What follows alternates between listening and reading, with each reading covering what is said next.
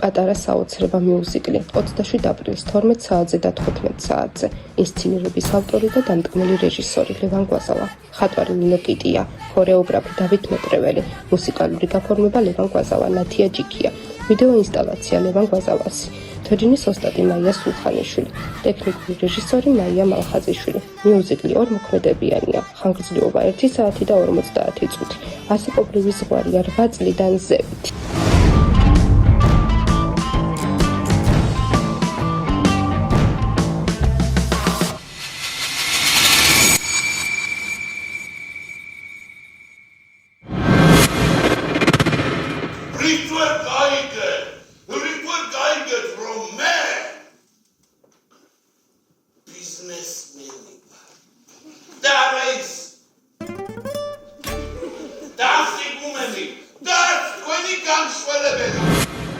PR მენეჯერია მანანა გაბრიჭიძე.